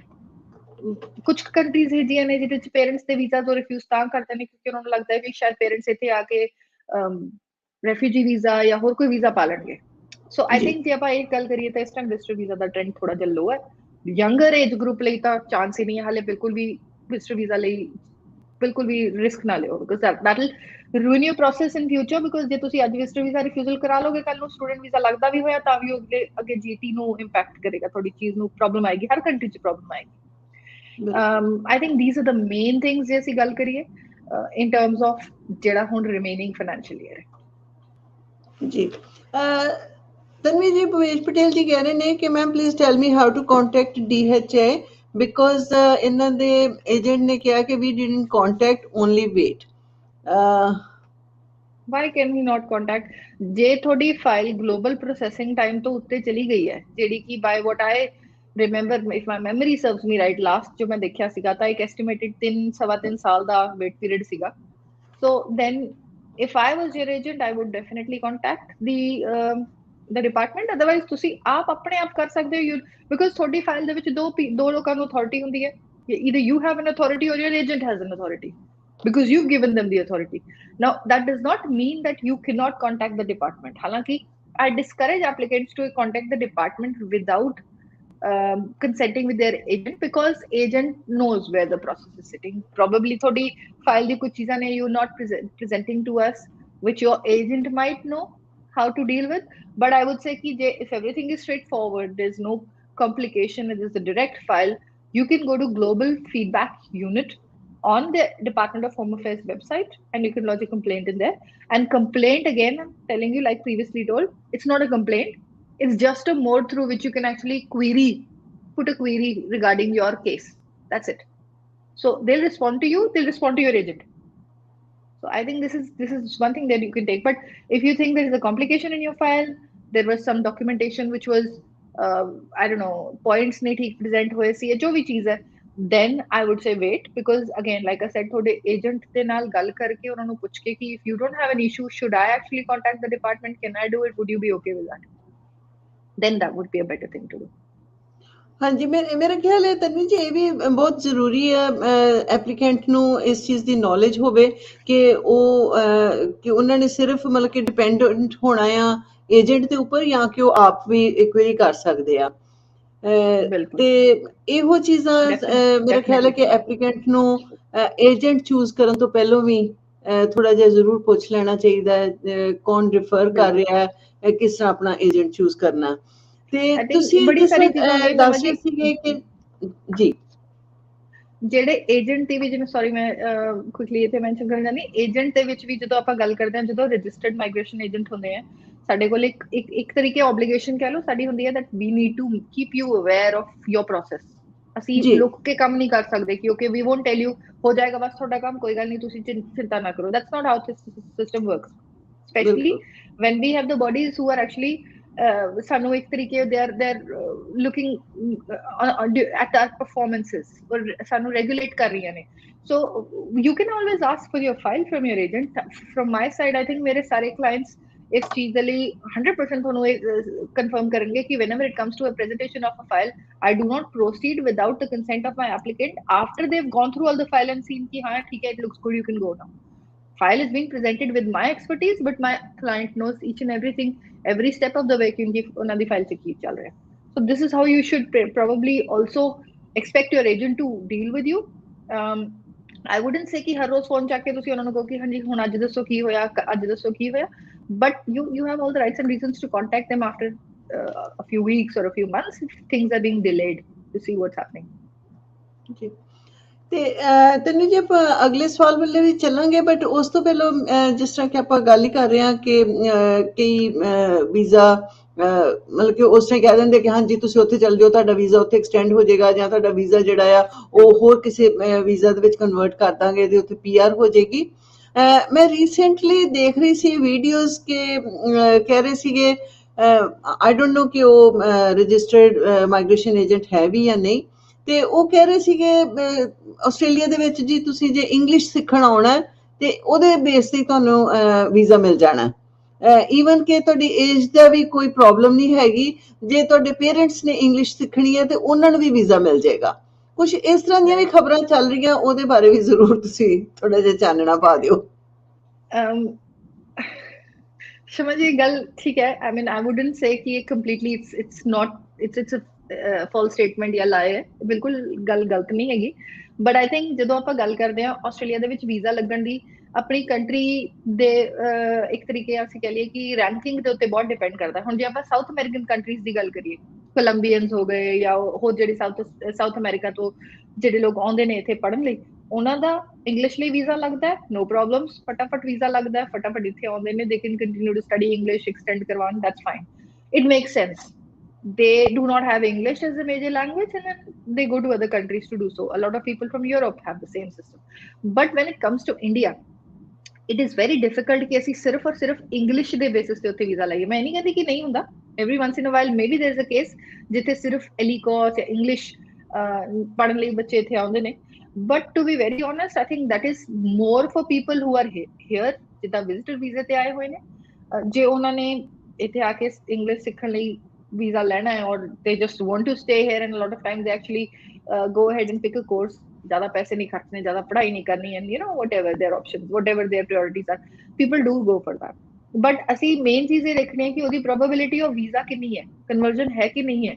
ਜੇ ਟ੍ਰੈਂਡ ਦੀ ਗੱਲ ਕਰੀਏ, ਇਮੀਗ੍ਰੇਸ਼ਨ ਜਦੋਂ ਫਸੀ ਹੁੰਦੀ ਹੈ ਉਹਨਾਂ ਕੋਲ ਸਟੂਡੈਂਟ ਆ ਹੀ ਨਹੀਂ ਰਿਹਾ, ਜਿਵੇਂ ਕੋਵਿਡ ਚ ਜਦੋਂ ਸਟੂਡੈਂਟ ਸੀਗਾ ਹੀ ਨਹੀਂ, ਉਦੋਂ ਤਾਂ ਉਹਨਾਂ ਨੇ ਛੋਟੇ ਤੋਂ ਬੜੇ ਹਰ ਕੋਰਸ ਦੇ ਵਿੱਚ ਉਹਨਾਂ ਨੇ ਵੀਜ਼ਾ ਗ੍ਰਾਂਟ ਕਰਿਆ, but this is not something that stage confirmed forever. ਜਿਹੜਾ ਬੰਦਾ ਇੱਥੇ ਆ ਰਿਹਾ ਉਹਨਾਂ ਨੂੰ ਇੱਕ ਜੀਟੀ ਸਟੇਟਮੈਂਟ ਦੇਣੀ ਪੈਂਦੀ ਹੈ, ਜੈਨੂਇਨ ਟੈਂਪਰੇਰੀ ਐਂਟਰੈਂਸ ਸਟੇਟਮੈਂਟ ਜਾਂ ਸਟੇਟਮੈਂਟ ਆਫ ਪਰਪਸ, ਜਿਹਨੂੰ ਅਸੀਂ ਕਹਿ ਲਈਏ ਵੀ ਤੁਸੀਂ ਇਹ ਕੋਰਸ ਪੜ੍ਹ ਰਹੇ ਹੋ, ਕਾਹਦੇ ਲਈ ਪੜ੍ਹ ਰਹੇ ਹੋ, ਤੁਸੀਂ ਇੰਗਲਿਸ਼ ਪੜ੍ਹਨ ਆਏ ਹੋ, ਤੁਹਾਡੇ ਪੇਰੈਂਟਸ ਇੰਗਲਿਸ਼ ਪੜ੍ਹਨ ਆਏ ਨੇ, ਉਹਨਾਂ ਦਾ ਰੀਜ਼ਨ ਕੀ ਹੈ ਔਰ ਉਹਨਾਂ ਨੂੰ ਅੱਗੇ ਜਾ ਕੇ ਫਿਊਚਰ 'ਚ ਆਪਣੀ ਕੰਟਰੀ 'ਚ ਵਾਪਸ ਰਿਟਰਨ ਕਰਕੇ ਉਹਦਾ ਕੀ ਫਾਇਦਾ ਹੋਣਾ ਹੈ। I'm not saying it is going to be a total loss of money, but I'd say ਕਿ the probability of visa conversion in that are low, ਬਹੁਤ ਹਾਈ ਨਹੀਂ ਹੈਗੇ। ਸੋ that is not something ਕਿ ਜਿਹੜਾ ਆਪਾਂ ਕਹੀਏ ਕਿ ਕੋਈ ਚੱਕਰ ਨਹੀਂ, ਤੁਸੀਂ ਇੱਕ ਵਾਰੀ ਆਸਟ੍ਰੇਲੀਆ ਆ ਜਾਓ, ਅਸੀਂ ਤੁਹਾਨੂੰ ਇੰਗਲਿਸ਼ ਪੜ੍ਹਾਉਣ ਲਈ ਵੀਜ਼ਾ ਦਵਾ ਦਾਂਗੇ, ਤੁਹਾਨੂੰ ਮਿਲ ਜਾਏਗਾ। That may be probability for a few people but not for 100% of the people। ਹਾਂਜੀ, ਇਹ ਤਾਂ ਨਹੀਂ ਜੀ ਅੱਜ ਕੱਲ੍ਹ ਪਤਾ ਕੀ ਹੈ, ਬਲਕਿ ਟ੍ਰੈਂਡ ਹੈਗਾ ਕਿਉਂਕਿ ਸੋਸ਼ਲ ਮੀਡੀਆ ਦਾ ਯੁੱਗ ਆ, ਤੇ ਜਿਸ ਤਰ੍ਹਾਂ ਤੁਸੀਂ ਮਤਲਬ ਕਿ ਕਹਿੰਦੇ ਹੋ ਕਿ ਤੁਸੀਂ ਰਜਿਸਟਰਡ ਮਾਈਗ੍ਰੇਸ਼ਨ ਏਜੰਟ ਹੋ, ਹੈ ਨਾ, ਤੇ ਉਸੇ ਤਰ੍ਹਾਂ ਕਈ ਲੋਕ ਜਸਟ ਫੇਸਬੁੱਕ ਮਾਈਗ੍ਰੇਸ਼ਨ ਕੰਸਲਟੈਂਟਸ ਨੇ, ਤੇ ਕਈ ਜਿਹੜੇ ਨੇ ਉਹ ਫੇਸਬੁੱਕ ਟੀਚਰਸ ਨੇ, ਕਈ ਫੇਸਬੁੱਕ ਡਾਕਟਰਸ ਨੇ, ਹੈ ਨਾ, ਤੇ ਆਪਾਂ ਨੂੰ ਮਤਲਬ ਕਿ ਸੋਚਣਾ ਪਏਗਾ ਕਿ ਅਸੀਂ ਕਿਹਦੀ ਸਲਾਹ ਮੰਨਣੀ ਹੈ। ਸੋ ਇਹੋ ਜਿਹੀ ਜਿਹੜੀਆਂ ਵੀਡੀਓਜ਼ ਨੇ ਉਹਨਾਂ ਨੂੰ ਤੁਸੀਂ ਸੁਣ ਕੇ ਤੇ ਉਹਨਾਂ ਤੇ ਅਸਰ ਘੱਟ ਹੀ ਕਰੋ ਮੇਰੇ ਖਿਆਲ ਵਿੱਚ। ਮੈਂ ਕਹਿੰਦੀ ਹਾਂ ਕਿ ਸੌਰੀ ਜੀ, ਮੈਂ ਕਹਿੰਦੀ ਸੀ, ਮੈਂ ਕਿਹਾ ਸਟੂਡੈਂਟਸ ਜਿਹੜੇ ਨੇ ਉਹ ਅੱਧੇ ਮਾਈਗ੍ਰੇਸ਼ਨ ਏਜੰਟਸ ਆਪ ਵਿਚਾਰੇ ਬਣ ਚੁੱਕੇ ਹੁੰਦੇ ਨੇ, because they gone through so much of the process. But I think with due respect ਤੁਸੀਂ ਥੋੜਾ ਜਿਹਾ ਜਦੋਂ ਇਨਫੋਰਮੇਸ਼ਨ ਰਿਲੇ ਕਰਦੇ ਹੋ ਜਿਹੜੇ ਸਟੂਡੈਂਟਸ ਨੇ, ਜਾਂ in fact I would with due respect education agents ਜਿਹੜੇ ਨੇ ਉਹਨਾਂ ਨੂੰ ਵੀ ਮੈਂ ਇਹਦੇ ਚ ਕਹੂੰਗੀ ਕਿ education wise maybe you might be better than me.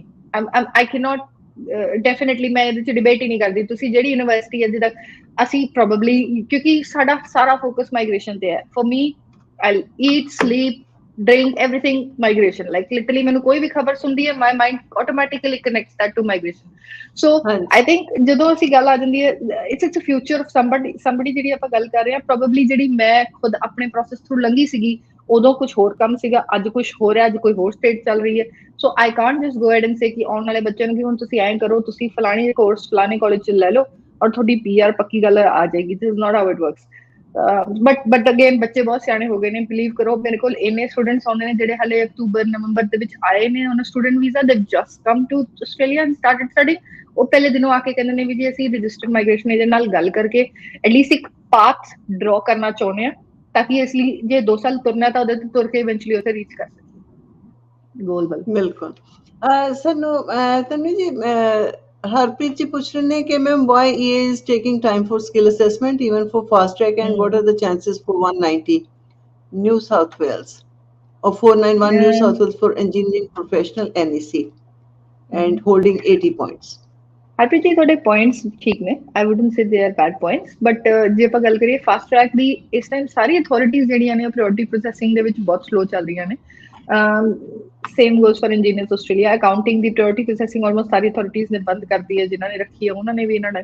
So it's not that just the engineers Australia is taking time, because ਬਹੁਤ ਸਾਰੇ ਲੋਕ ਨੇ ਇਸ ਟਾਈਮ ਇੱਕ ਤੋਂ ਜ਼ਿਆਦਾ ਸਕਿੱਲ ਅਸੈਸਮੈਂਟ ਕਰਵਾ ਕੇ ਵੱਧ ਤੋਂ ਵੱਧ UIs ਪਾਉਣਾ ਚਾਹੁੰਦੇ ਨੇ। ਆਈ think that is why this hole process is taking. And engineers Australia ਦੀ ਜੇ ਅਸੀਂ ਗੱਲ ਕਰੀਏ, ਫਾਸਟ ਟਰੈਕ ਪ੍ਰੋਸੈਸ ਦਾ ਮਤਲਬ ਇਹ ਨਹੀਂ ਹੁੰਦਾ ਵੀ ਤੁਹਾਡੀ ਵਿਦਿਨ ਅ ਮੰਥ ਤੁਹਾਡੀ ਅਸੈਸਮੈਂਟ ਆ ਜਾਏਗੀ। ਇਹਦਾ ਮਤਲਬ ਹੁੰਦਾ ਕਿ ਤੁਹਾਡੀ ਫਾਈਲ ਖੁੱਲ ਜਾਏਗੀ, ਬਟ ਉਹ ਤੋਂ ਬਾਅਦ ਜੇ ਕੇਸ ਅਫਸਰ ਕੋਈ ਰਿਕੁਐਸਟ ਤੁਹਾਨੂੰ ਜਾਂ ਰਿਕੁਆਇਰਮੈਂਟ ਭੇਜ ਦਿੰਦਾ ਹੈ ਤਾਂ ਉਹ ਤੁਹਾਨੂੰ ਫੁਲਫਿਲ ਕਰਨੀ ਪੈਣੀ ਹੈ। It can take a month, 2 month, whatever time you take. So I think ਉਸ ਹਿਸਾਬ ਨਾਲ ਜੇ ਅਸੀਂ ਗੱਲ ਕਰੀਏ ਤਾਂ ਆਪਣੀ ਫਾਈਲ, ਇੱਕ ਤਾਂ ਆਪਣਾ ਅਕਾਊਂਟ ਚੈੱਕ ਕਰਦੇ ਰਹੋ ਕਿ they just send you a message out of blues and then they say ਕਿ ਭਾਈ ਤੁਸੀਂ ਈਮੇਲ ਸਪੈਮ 'ਚ ਚਲੀ ਗਈ ਹੋਣੀ ਦੇਖਿਆ ਨੇ। ਔਰ ਦੂਜਾ ਟਰਾਈ ਕਰੋ ਆਪਣੀ ਫਾਈਲ ਪੂਰੀ ਅੱਛੇ ਡਾਕੂਮੈਂਟਸ ਨਾਲ ਪਾਓ, ਬਿਕਾਜ਼ ਅਸੈਸਿੰਗ ਅਥਾਰਟੀਜ਼ ਕਈ ਵਾਰੀ ਤਾਂ ਇੰਨੀ ਸਿਲੀ ਰਿਕੁਐਸਟ ਭੇਜ ਦਿੰਦੀਆਂ ਨੇ, ਯੂਨੀਵਰਸਿਟੀ ਦਾ ਨਾਮ ਦੇ ਇਨੀਸ਼ੀਅਲ ਤੁਸੀਂ ਠੀਕ ਨਹੀਂ ਲਿਖੇ, ਇਹਨੂੰ ਠੀਕ ਤਰੀਕੇ ਲਿਖ ਕੇ ਭੇਜੋ। ਇਹ ਜਿਵੇਂ ਆਸਟ੍ਰੇਲੀਆ ਦਾ ਕੰਮ ਹੈ, ਵਿਕਟੋਰੀਆ ਯੂਨੀਵਰਸਿਟੀ ਦਾ ਵੀ ਨਹੀਂ ਤੁਸੀਂ ਵੱਡਾ ਲਿਖਿਆ, ਉਹ ਦੁਬਾਰਾ ਲਿਖ ਕੇ ਭੇਜੋ। So I think these are the kind of things that they can come back and then just basically add time to your file. So make sure you've done it correctly in the first go. ਜੀ, ਤੇ ਹੁਣ ਜਿਸ ਤਰ੍ਹਾਂ ਅਸੀਂ ਪਹਿਲਾਂ ਗੱਲ ਕਰ ਰਹੇ ਸੀਗੇ ਕਿ ਜਿਹੜਾ ਫਾਈਨੈਂਸ਼ੀਅਲ ਈਅਰ ਆ ਕਿ ਉਹਦੇ ਸਮਾਂ ਥੋੜਾ ਰਹਿ ਗਿਆ, ਤੇ ਜਿਹੜਾ ਨਵਾਂ ਫਾਈਨੈਂਸ਼ੀਅਲ ਈਅਰ ਆਉਣਾ ਹੈ 23-24, ਉਹਦੇ ਵਿੱਚ ਆਪਾਂ ਕੀ ਐਕਸਪੈਕਟ ਕਰ ਸਕਦੇ ਹਾਂ? ਪਹਿਲੀ ਗੱਲ ਤਾਂ ਸ਼ਮਾ ਜੀ, ਜਿੱਦਾਂ ਮੈਂ ਕਿਹਾ ਕਿ ਜਿਹੜੀ ਆਈ ਥਿੰਕ ਕਲੇਅਰ ਓਨੀਲ ਜਿਹੜੇ ਸਾਡੇ ਇਮੀਗ੍ਰੇਸ਼ਨ ਮਿਨਿਸਟਰ ਨੇ, ਉਹਨਾਂ ਨੇ ਮਾਈਗ੍ਰੇਸ਼ਨ ਰਿਵਿਊ ਜਿਹੜੀ ਰਿਪੋਰਟ ਹੈ ਉਹ ਬਣਾ ਕੇ ਗਵਰਨਮੈਂਟ ਨੂੰ ਦਿੱਤੀ ਹੈ। ਗਵਰਨਮੈਂਟ ਨੂੰ ਇੱਕ ਤਰੀਕੇ ਦਾ ਸੁਜੈਸ਼ਨ ਹੁੰਦਾ ਜਿਹਦੇ 'ਚ government then takes up things from here and there and then they see ਕਿ ਸਾਡੀ employment rate ਕਿੰਨਾ ਘਟਿਆ ਹੋਇਆ ਹੈ ਜਾਂ ਇਸ ਸੈਕਟਰ ਦੇ ਵਿੱਚ ਜ਼ਿਆਦਾ ਸਕਿੱਲ ਸ਼ਾਰਟੇਜ ਹੈ ਜਾਂ ਰੀਜਨਲ ਏਰੀਆਜ਼ ਦੇ ਵਿੱਚ ਸਾਨੂੰ ਜ਼ਿਆਦਾ ਫੋਕਸ ਕਰਨ ਦੀ ਲੋੜ ਹੈ ਜੋ ਵੀ ਹੈ ਉਹ ਅਕੋਰਡਿੰਗਲੀ ਉਹ ਦੇਖਦੇ ਨੇ ਸੋ ਦੇ connect all the different areas and eventually they come up with the final numbers, final suggestions for or the final actual implementations for the next financial year.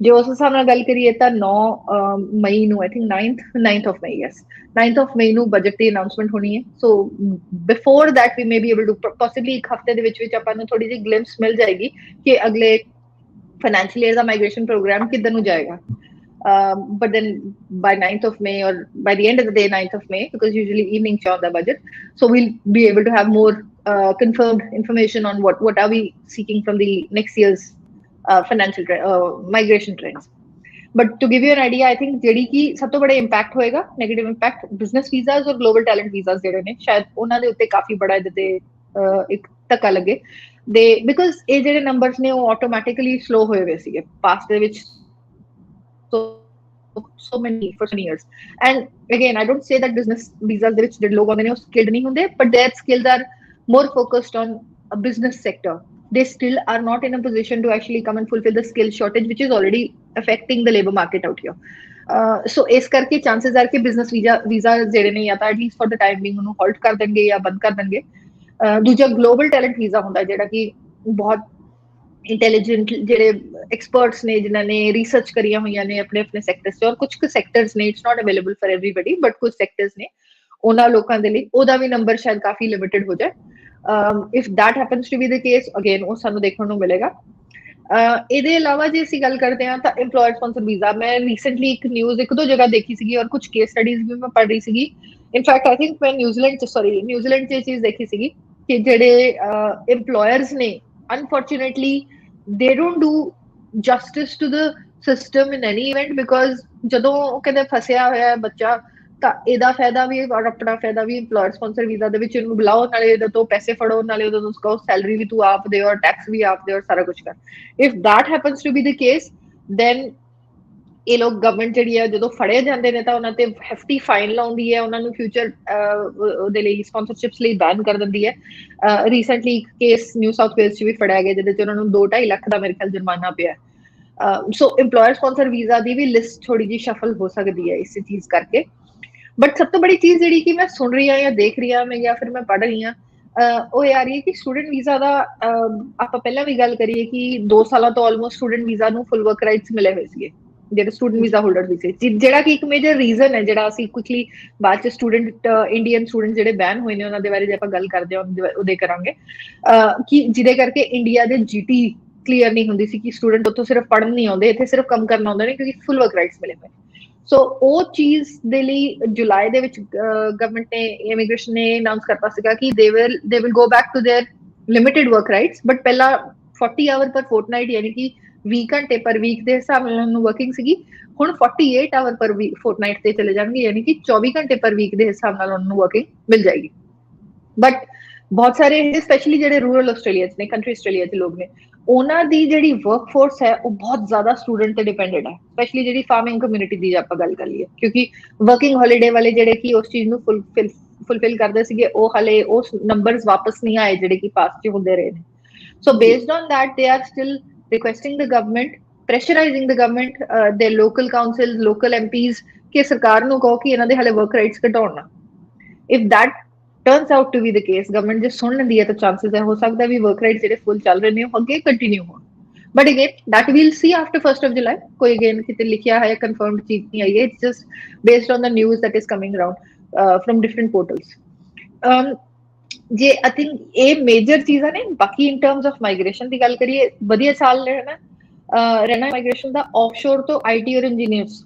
ਬਹੁਤ ਜ਼ਿਆਦਾ I think it's a very good opportunity for you guys ਪੜਨ ਆਉਣ ਦੀ ਕੋਈ ਚੱਕਰ ਨਹੀਂ you don't have to come here and spend thousands and thousands of dollars and then get into that vicious circle of paying the student visa fees and international student ਦੇ level ਤੇ ਆ ਕੇ work rights ਘਟਾਓ ਫਿਰ TR ਤੇ ਜਾਓ and then all that ordeal through ਤੁਸੀਂ go through ਕਰੋ ਉੱਥੋਂ ਬੈਠੇ ਬੈਠੇ ਵੀਜ਼ਾ ਲਾਓ ਚਾਹੇ ਤੁਹਾਨੂੰ ਰੀਜਨਲ ਦਾ ਵੀਜ਼ਾ ਮਿਲ ਜਾਂਦਾ it is going to be way better than coming here on a student visa and starting from scratch ਮੇਰੇ ਕੋਲ ਐਪਲੀਕੈਂਟਸ ਨੇ ਸ਼ਾਇਦ 10-10 ਸਾਲਾਂ ਤੋਂ 12-12 ਸਾਲਾਂ ਤੋਂ ਜੌਬਸ ਕਰ ਰਹੇ ਨੇ ਆਪਣੇ ਫੀਲਡ 'ਚ, ਚੰਗੇ ਭਲੇ ਸੈਟਲਡ ਨੇ।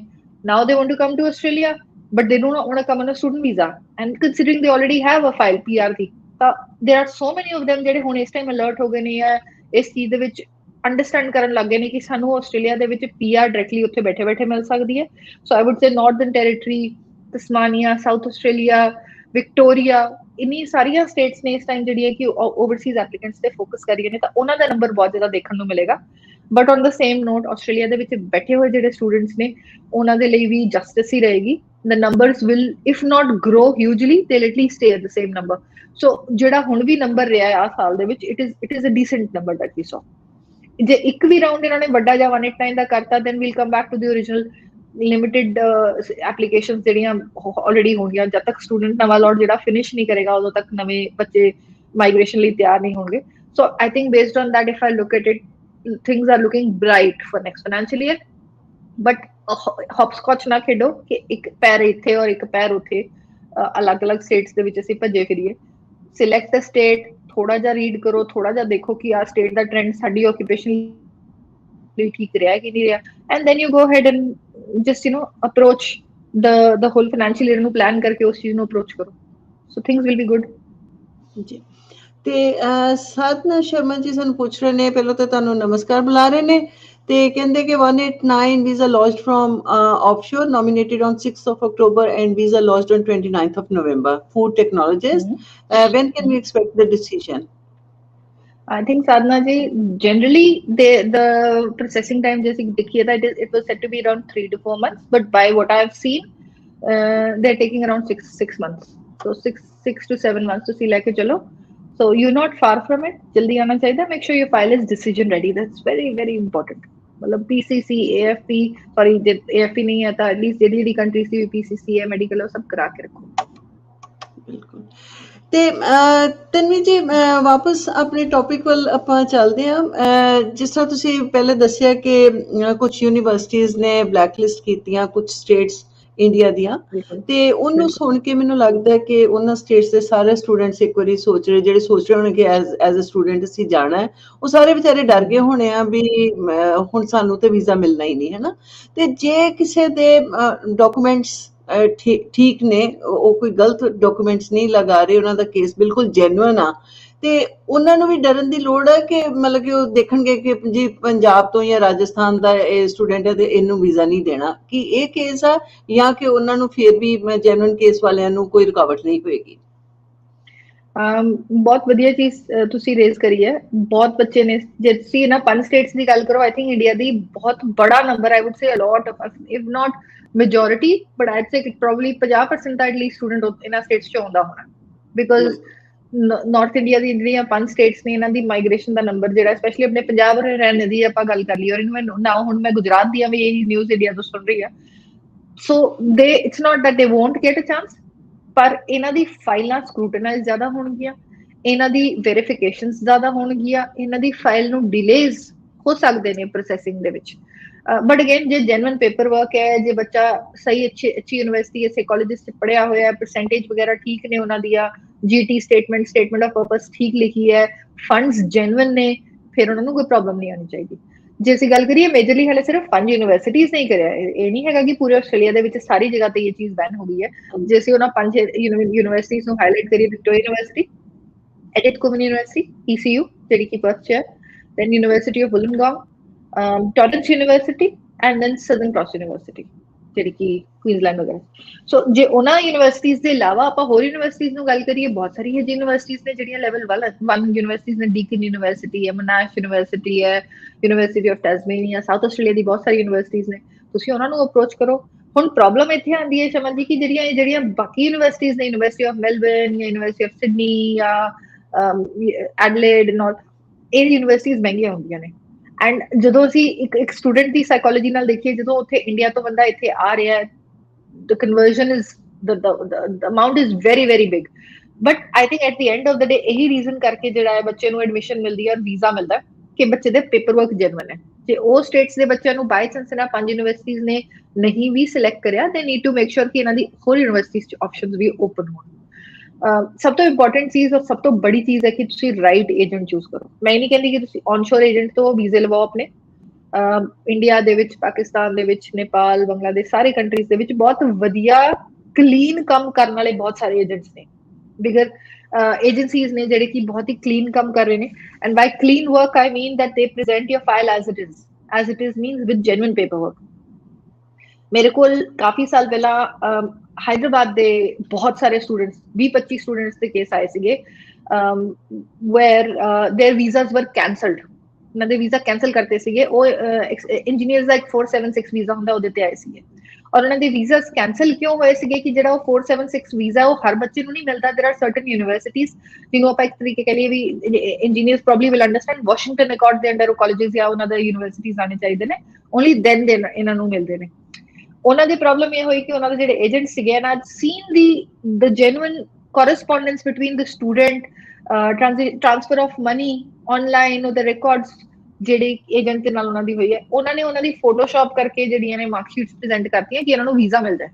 Actually they did not fall in the category of getting those visa. ਸੋ ਜਦੋਂ ਇੱਕ ਬੰਦੇ ਦਾ ਵੈਰੀਫਿਕੇਸ਼ਨ ਦੇ ਵਿੱਚ ਚੈੱਕ ਆਇਆ ਤਾਂ ਉਹਨਾਂ ਨੇ ਸਾਰਿਆਂ ਦਾ ਚੈੱਕ ਕੀਤਾ ਔਰ ਸਾਰਿਆਂ ਦੇ ਵੀਜ਼ਾ ਕੈਂਸਲ ਕਰਤੇ। So this is a very unfortunate case। ਇਹ ਫਿਰ ਟ੍ਰਾਈਬਿਊਨਲ ਚ ਕੇਸ ਗਿਆ ਸੀ, ਟ੍ਰਾਈਬਿਊਨਲ ਦੇ ਵਿੱਚ ਲੜਿਆ ਜਾਂ case. But again at the end of the day ਜੇ ਆਪਾਂ ਗੱਲ ਕਰੀਏ, ਬੋਟਮ ਲਾਈਨ ਇਸ ਕਿ ਜੇ ਤੁਹਾਡੀ ਫਾਈਲ ਝੂਠੇ ਪੇਪਰ ਤੇ ਲੱਗੀ ਹੋਈ ਹੈ, ਉਹਦਾ ਚਲੋ ਅੱਜ ਤੁਹਾਨੂੰ ਵੀਜ਼ਾ ਮਿਲ ਵੀ ਜਾਂਦਾ ਹੈ। ਆਈ ਵਿਲ ਟੈਲ ਯੂ, ਮੇਰੇ ਕੋਲ ਐਟਲੀਸਟ ਮਹੀਨੇ ਦੇ ਵਿੱਚ 1 ਜਾਂ 2 ਇਹੋ ਜਿਹੇ ਕੇਸਿਸ ਜ਼ਰੂਰ ਆਉਂਦੇ ਨੇ ਜਿਹਦੇ ਚ ਐਪਲੀਕੈਂਟ ਆ ਕੇ ਕਹਿੰਦਾ ਕਿ ਮੈਡਮ ਸਾਡੀ ਜਿਹੜੀ ਮਾਰਕਸ਼ੀਟ ਸੀਗੀ ਉਹਦੇ ਵਿੱਚ ਉਹਨਾਂ ਨੇ ਚੇਂਜਸ ਕਰੇ ਸੀਗੇ, ਸਾਡੀ ਡਿਗਰੀ ਜਿਹੜੀ ਹੈ 2017 ਚ ਖਤਮ ਹੋਈ ਹੈ, ਉਹਨਾਂ ਨੇ 2018 ਚ ਦਿਖਾਈ ਕਿਉਂਕਿ ਗੈਪ ਕਵਰ ਕਰਨਾ ਸੀਗਾ, ਪਰ ਸਾਡੀ ਅਸੈਸਮੈਂਟ ਜਿਹੜੀ ਹੋਈ ਹੈ ਉਹ ਸਾਡੀ ਰਾਈਟ ਡਿਗਰੀ ਤੇ ਹੋਈ ਹੈ, ਪਰ ਇਮੀਗ੍ਰੇਸ਼ਨ ਨੂੰ ਸਾਡੀ ਗਲਤ ਡਿਗਰੀ ਗਈ ਹੈ। So you see the hotchpotch that is being created in here. ਤੁਹਾਡਾ ਅੱਗੇ ਦਾ ਰਸਤਾ ਵੀ ਕਲੋਜ਼। ਪੀਆਰ ਤੁਸੀਂ ਪਾ ਹੀ ਨਹੀਂ ਸਕਦੇ ਬਿਕੋਜ਼ ਤੁਸੀਂ ਇਮੀਗ੍ਰੇਸ਼ਨ ਨੂੰ ਜਦੋਂ ਆਪਣੀ ਡਿਗਰੀ, ਆਪਣੀ ਸਕਿੱਲਸ ਅਸੈਸਮੈਂਟ ਦੋਗੇ, ਉਹਦੇ ਵਿੱਚ ਡਿਗਰੀ ਦਾ ਕੋਈ ਹੋਰ ਡੇਟ ਲਿਖੀ ਹੋਈ ਹੈ, ਤੁਹਾਡੀ ਪ੍ਰੈਜ਼ੈਂਟਡ ਕੋਈ ਹੋਰ ਡੇਟ ਹੈ। So these are the things that will impact future applications. Doesn't matter ਤੁਸੀਂ ਇਹਨਾਂ 5 ਸਟੇਟਸ ਦੇ ਵਿੱਚ ਫਾਲ ਕਰਦੇ ਹੋ, ਡਜ਼ਨਟ ਮੈਟਰ ਤੁਸੀਂ ਇਹਨਾਂ 5 ਯੂਨੀਵਰਸਿਟੀਜ਼ ਨੂੰ ਕੰਟੈਕਟ ਕਰ ਰਹੇ ਹੋ, as long as your paper work is genuine, your percentage is right, ਤੁਸੀਂ ਸਹੀ ਏਜੰਟਸ ਥਰੂ ਲਵਾਏ ਨੇ cases, you should be okay, no problems। ਦੂਜੀ ਇੱਕ ਚੀਜ਼ ਮੈਂ ਜ਼ਰੂਰ ਇੱਥੇ ਹਾਈਲਾਈਟ ਕਰੂੰਗੀ, ਜਿੱਦਾਂ ਮੈਂ ਪਹਿਲਾਂ ਵੀ ਕਿਹਾ, being at least migration agents we are obligated to provide whatever information you guys ask for ਆਪਣੇ ਕੇਸ ਦੇ ਰਿਲੇਟਡ। ਸਿਮਿਲਰਲੀ ਤੁਹਾਨੂੰ ਆਪਣੇ ਐਜੂਕੇਸ਼ਨ ਏਜੰਟ ਤੋਂ ਆਪਣੇ ਐਪਲੀਕੇਸ਼ਨ ਜ਼ਰੂਰ ਲੈਣੇ ਚਾਹੀਦੇ ਨੇ, ਕਿਉਂਕਿ ਹੁੰਦਾ ਕੀ ਹੈ ਕਿ ਜਿਹੜਾ ਰਜਿਸਟਰਡ ਏਜੰਟ ਨਹੀਂ ਹੁੰਦਾ, ਐਜੂਕੇਸ਼ਨ ਏਜੰਟ ਦੇ ਵਿੱਚ ਵੀ ਇੱਕ ਰਜਿਸਟ੍ਰੇਸ਼ਨ ਅਥਾਰਟੀ ਹੁੰਦੀ ਹੈ। ਜੇ ਰਜਿਸਟ੍ਰੇਸ਼ਨ ਅਥਾਰਟੀ ਦੇ ਅੰਡਰ ਉਹ ਬੱਚਾ ਰਜਿਸਟਰਡ ਏਜੰਟ ਰਜਿਸਟਰਡ ਨਹੀਂ ਹੈ ਤਾਂ ਉਹ ਕੀ ਕਰਦੇ ਨੇ, ਐਪਲੀਕੈਂਟ ਦਾ ਆਪਣਾ ਪੋਰਟਲ ਬਣਾਉਂਦੇ ਨੇ, ਇਮੀ ਪੋਰਟਲ, ਔਰ ਉਹਦੇ ਥਰੂ ਉਹਦੀ ਐਪਲੀਕੇਸ਼ਨ ਲਾ ਦਿੰਦੇ ਨੇ। You can always ask them ਕਿ ਮੇਰੇ ਇਮੀ ਲੌਗਇਨਸ ਦੇ ਦਿਓ ਬਾਈ, ਮੈਨੂੰ ਵੀਜ਼ਾ ਤਾਂ ਹੁਣ ਆ ਗਿਆ। ਉਹਦਾ ਕੀ ਫਾਇਦਾ ਹੁੰਦਾ ਹੈ ਕਿ ਤੁਸੀਂ ਜਦੋਂ ਫਿਊਚਰ ਦੇ ਵਿੱਚ ਪੀਆਰ ਪਾਉਣ ਲਈ ਇੱਥੇ ਆਉਂਦੇ ਹੋ ਤਾਂ ਤੁਹਾਨੂੰ ਪਤਾ ਹੁੰਦਾ ਉਹਨਾਂ ਨੇ ਇਨਫੋਰਮੇਸ਼ਨ ਕੀ ਪਾਈ ਹੈ। So then you can actually pick up the wrong things that were presented earlier and then you can fix them। ਮਤਲਬ ਮੈਂ ਵੀਅਰਡ ਤੇ ਵੀਅਰਡ ਦੀ ਆਪਾਂ ਗੱਲ ਕਰੀਏ, ਸ਼ਮਨ ਜੀ ਇੱਕ ਕੇਸ ਮੈਂ ਤੁਹਾਨੂੰ ਸ਼ੇਅਰ ਕਰਾਂ ਕਿ ਪਾਕਿਸਤਾਨ ਦਾ ਬੱਚਾ ਸੀਗਾ, he wanted to get his student visa extended, ਪਰ ਉਹਦੀ ਪ੍ਰੋਬਲਮ ਕੀ ਸੀਗੀ ਕਿ ਜਦੋਂ ਉਹਦਾ ਪਾਕਿਸਤਾਨ ਤੋਂ ਕੇਸ ਲੱਗਿਆ ਸੀਗਾ ਤੇ ਉਹਦੀ ਵਾਈਫ ਔਰ ਬੱਚਾ ਸੀਗੇ ਪਾਕਿਸਤਾਨ 'ਚ, ਪਰ ਉਹਨੂੰ ਅਨਮੈਰਿਡ ਸ਼ੋ ਕਰਕੇ ਉਹਦਾ ਸਟੂਡੈਂਟ ਵੀਜ਼ਾ ਲਵਾਇਆ ਗਿਆ। ਬੱਚੇ ਔਰ ਵਾਈਫ ਨੂੰ ਹਟਾ ਹੀ ਦਿੱਤਾ ਉਹਨਾਂ ਨੇ totally. this is where when we know that was presented that way, ਉਹਨੂੰ ਵੀ ਬਾਅਦ 'ਚ ਪਤਾ ਲੱਗਿਆ। so then what we did was ਉਹਨੂੰ ਫਿਕਸ ਕਰਿਆ। good thing was ਕਿ ਉਹਨੂੰ ਵੀਜ਼ਾ ਅੱਗੇ ਮਿਲਿਆ, ਸਹੀ ਤਰੀਕੇ ਅਸੀਂ ਪ੍ਰੈਜ਼ੈਂਟ ਕਰ। ਸੋ ਮੇਨ ਗੱਲ ਇਹ ਆ ਜਾਂਦੀ ਹੈ, you should at least B aware ਕਿ ਤੁਹਾਡੀ ਫਾਈਲ ਦੇ ਵਿੱਚ ਗੜਬੜ ਜੇ ਹੋਈ ਹੈ ਤਾਂ ਕੀ ਗੜਬੜ ਹੋਈ ਹੈ, ਤਾਂ ਕਿ ਉਹਨੂੰ ਫਿਕਸ ਤਾਂ ਕਰਾ ਸਕੋ। ਬਟ ਓਵਰਆਲ ਸਪੀਕਿੰਗ ਇਹ ਏਜੰਟ ਟੂ ਏਜੰਟ ਬਹੁਤ ਮੈਟਰ ਕਰਦਾ ਹੈ। ਓਵਰਸੀਜ਼ ਦੇ ਵਿੱਚ ਸਪੈਸ਼ਲੀ ਆਪਣੇ ਇੰਡੀਆ ਦੇ ਵਿੱਚ, ਮੈਂ ਸ਼ੋਰ ਪਾਕਿਸਤਾਨ ਦੇ ਵਿੱਚ ਵੀ ਸਿਮਿਲਰ ਸਿਚੁਏਸ਼ਨ ਹੈ, ਬਹੁਤ ਸਟੂਡੈਂਟਸ ਆਉਂਦੇ ਨੇ ਮੇਰੇ ਕੋਲ ਉੱਥੇ ਦੇ ਵੀ। ਫੰਡਸ ਦਾ ਬੜਾ ਮੁੱਦਾ ਹੁੰਦਾ ਹੈ, ਫੰਡਸ ਨਹੀਂ ਹੈਗੇ ਜੈਨੂਇਨਲੀ। ਸਾਡਾ ਏਜੰਟ ਕਹਿੰਦਾ ਇੰਨੇ % ਪਤਾ ਨਹੀਂ ਕੀ ਲੈ ਕੇ and this and that what we'll do. Problem with that is ਕਿ ਆਪਾਂ ਸ਼ਾਇਦ ਪਹਿਲਾਂ ਵੀ ਸ਼ਰਮਾ ਜੀ ਸ਼ੇਅਰ ਕਰਿਆ ਕਿ 에ਅਰਪੋਰਟ ਤੇ ਇਹਨਾਂ ਨੇ ਬਹੁਤ ਸਾਰੇ ਬੱਚੇ ਡਿਪੋਰਟ ਕਰਤੇ ਸੀਗੇ ਬਿਕੋਜ਼ ਇਟ ਟਰਨਡ ਆਊਟ ਕਿ ਉਹਨਾਂ ਦੇ ਜਿਹੜੇ ਫੰਡ ਝੂਠੇ ਸੀਗੇ। ਇਹ ਚੀਜ਼ ਵੀ ਹੋ ਸਕਦੀ ਹੈ। So end of the day go for the genuine things. Student loan ਜਿਹੜਾ ਹੁੰਦਾ ਬੈਂਕਸ ਤੋਂ ਮਿਲਦਾ, ਉਹ one of the most authentic sources of funds ਹੁੰਦਾ ਹੈ। ਥੋੜੀ ਜਿਹੀ ਉਹਦੇ 'ਚ ਤੁਹਾਨੂੰ ਐਫਰਟ ਪਾਣੀ ਪੈਣੀ ਹੈ। You have to obviously approach the right financial organisations for that ਉਹ ਚੀਜ਼ ਨੂੰ ਅਪਰੋਚ ਕਰੋ। ਫੰਡਸ ਜਿਹੜੇ ਨੇ ਫਿਕਸ ਡਿਪੋਜ਼ਿਟ ਜਾਂ ਜੋ ਵੀ ਹੈ ਉਹਨੂੰ ਤੁਸੀਂ ਐਟਲੀਸਟ ਮੈਚੁਰ ਇੰਨਾ ਟਾਈਮ ਦਾ ਰੱਖੋ ਕਿ ਤਾਂ ਕਿ ਗਵਰਨਮੈਂਟ ਜਦੋਂ ਚੈੱਕ ਕਰੇ ਉਹਨਾਂ ਨੂੰ ਪਤਾ ਲੱਗੇ ਕਿ ਹਾਂ ਜੀ ਫੰਡ ਸਹੀ ਨੇ ਔਰ ਹੁਣ ਅੱਗੇ ਤੁਸੀਂ ਇੱਥੇ ਤੱਕ ਆਏ ਹੋ ਤਾਂ ਵੀ ਫੰਡਸ ਹਾਲੇ ਅਵੇਲੇਬਲ ਨੇ। So it is all about the presentation of the file, and it starts from the first day you actually come to Australia, from the first day you actually lodge your first visa application to Australia, चाहे वो visitor होए, चाहे वो student होए, कोई भी visa application हो। But to give you a ray of hope, it is not something that should impact the future admissions या India the reputation. It is only a momentary thing, ਇਹ ਚੱਲਦਾ ਰਹਿੰਦਾ ਹੈ। ਪਿਛਲੇ ਕੁਝ ਟਾਈਮ ਪਹਿਲਾਂ ਪਾਕਿਸਤਾਨ ਦੇ ਆਲਮੋਸਟ ਧੜਾਧੜ ਆਟੋ ਰਿਫਿਊਜ਼ਲ ਤੇ ਜਾ ਰਹੇ ਸੀ ਵੀਜ਼ਾਸ। ਅੱਜ ਦੀ ਘੜੀ ਦੇ ਵਿੱਚ ਇਹਨਾਂ ਨੇ ਇੰਡੀਆ ਦੀ 5 ਸਟੇਟਸ ਹਾਈਲਾਈਟ ਕਰੀ, ਇਹਨਾਂ ਨੇ ਪਹਿਲਾਂ ਵੀ ਕਰੀਆਂ ਹੋਈਆਂ ਨੇ ਬਲੈਕ ਲਿਸਟ। ਆਈ ਥਿੰਕ ਉਸ ਟਾਈਮ ਤੇ ਸ਼ਾਇਦ ਇਹਨਾਂ ਨੇ ਹਰਿਆਣਾ, ਪੰਜਾਬ ਐਂਡ ਸ਼ਾਇਦ ਯੂਪੀ ਕਰੀ ਹੋਈ ਸੀਗੀ। ਹੁਣ ਇਹਨਾਂ ਨੇ ਰਾਜਸਥਾਨ ਔਰ ਗੁਜਰਾਤ ਦੇ ਵਿੱਚ ਕਰੀ ਹੈ। But again this is something that is temporary. It wood change as long as ਸਾਡੇ ਸਟੂਡੈਂਟਸ ਜਿਹੜੇ ਨੇ ਉਹ ਸਹੀ ਤਰੀਕੇ ਆਪਣੀ ਐਪਲੀਕੇਸ਼ਨਸ ਲਾਉਂਦੇ ਰਹਿਣ। It's not permanent forever. ਜੀ ਤੇ ਮਨਿੰਦਰ ਚੌਹਾਨ ਜੀ ਪੁੱਛ ਰਹੇ ਕਿ any idea when will be 189 invitation round?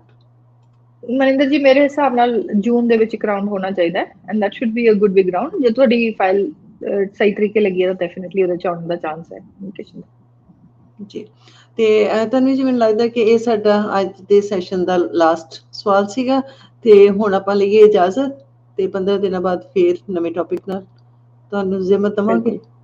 Absolutely. Thank you. Thank you. Good night. ਹਾਂਜੀ ਸੋ ਇਹ ਸੰਜੀ ਤਨਵੀ ਦੱਤ ਜੀ ਫਰੋਮ GNT ਮਾਈਗ੍ਰੇਸ਼ਨ ਜਿਨ੍ਹਾਂ ਨੇ ਅਪਡੇਟਸ ਸਾਡੇ ਨਾਲ ਸਾਂਝੀਆਂ ਕੀਤੀਆਂ ਔਰ ਜਿਹੜੇ ਸਵਾਲ ਸੀਗੇ ਉਹਨਾਂ ਦੇ ਵੀ ਉਹਨਾਂ ਨੇ ਚਾਨਣਾ ਪਾਇਆ।